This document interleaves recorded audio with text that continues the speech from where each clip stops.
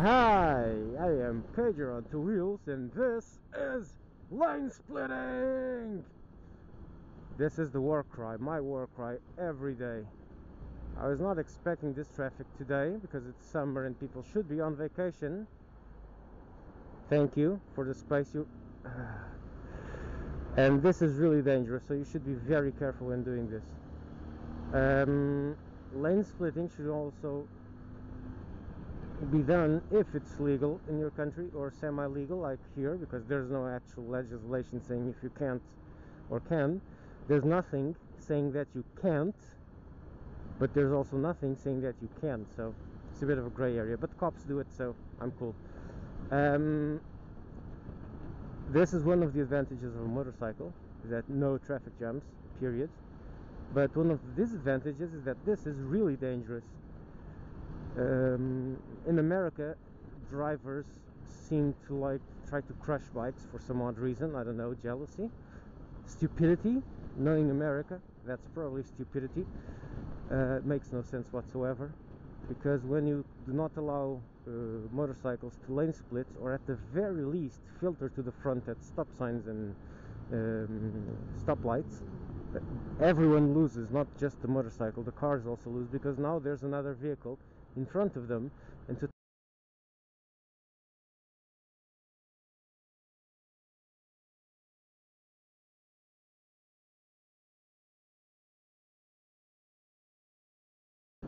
make matters slightly worse, a motorcycle, when it does get going, it just teleports away.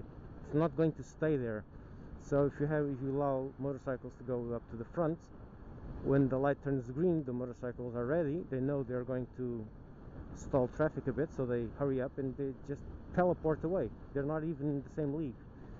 So it's just stupid to not allow them to filter, and silly to not allow them to lane split safely, because this is dangerous and should only be done in a few special conditions, which I term whenever the drivers know you are going to do that. Here it's the norm to do it on this particular lane between the faster and the center lane, and bikes do this all the time, so I also do it. You should always be predictable if you're new to riding. You should do what cars are expecting you to do, not what you would like to do. Because if you do something unpredictable, a car won't be expecting to find you where you are, and you will become a hood ornament, which I take it you would not like. You should also only do lane splitting when the cars are going slowly, and not when they're going like now 80, as I've seen several times, especially guys with bigger bikes who would just pass me in these conditions, go like 140 and just fly past me. That's insane. But when the cars are stopped, it's really, actually when traffic is completely stopped, it's the safest time to do lane splitting, because cars aren't going to move anywhere. It's when they start to move that things get really dangerous. And why they get really dangerous? For example, see this space in front of me? This is really appetizing for this car here on my left. And as soon as traffic starts to slow in front of him, he's going to jump into this lane and not even see me. I am in his mirror, but he's going to ignore me. So what you should do in these conditions, when you're lane splitting, when you're, for example, like here, and you see a gap like this, always move to the center. So if the other car moves over, you have a bit more space to brake or avoid. I've already fallen once because I did not follow this simple rule.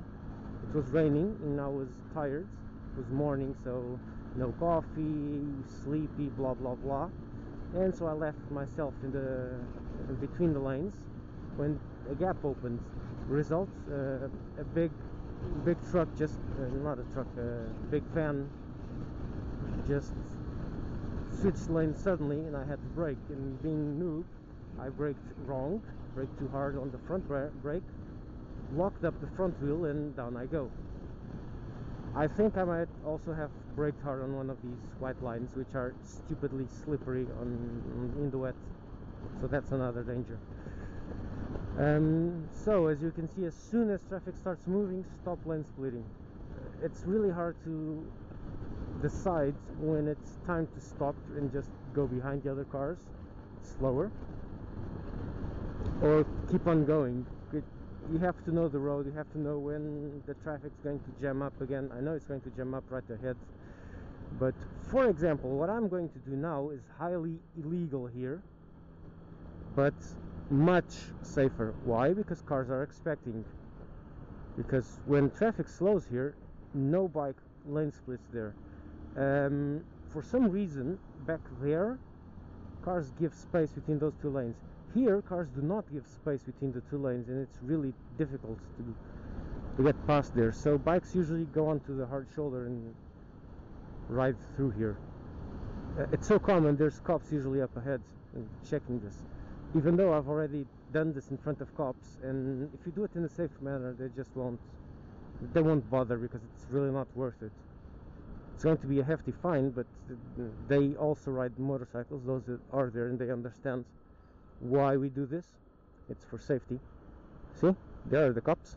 Look, this woman saw the cops, and now she doesn't want to go onto the shoulder. Neither do I. I'm just going to flip over to the center, like so. I'm not going to go through there where the cops are, because I usually go through like this gray Yaris is doing. And yeah, this is one of the lines you can't cross. See, cops, they're usually here to prevent bikers from doing this, because I understand here it's also a bit dangerous, but hey, what the heck. And also because this is a very accident prone zone, so they're here to they're here because if they're not here, they're going to be here because people are going to call them, so they just park there and wait. Preventive, it's preventive accident resolving. Now this is also a really stupid thing I don't understand. There's like a mile to merge, and everyone has to merge on the first 5 meters. Like here, I'm going to merge right, and so everyone stops because they have to go. As soon as this solid white line goes, they have to move over. You don't have to move over. Relax. There's 500 meters of this to go in. See how much easier that is? You just slow down a bit, accelerate a bit, get that to the same speed as the guys next to you, and now you go. Why is it so hard to learn this? See, there's still plenty of time to go.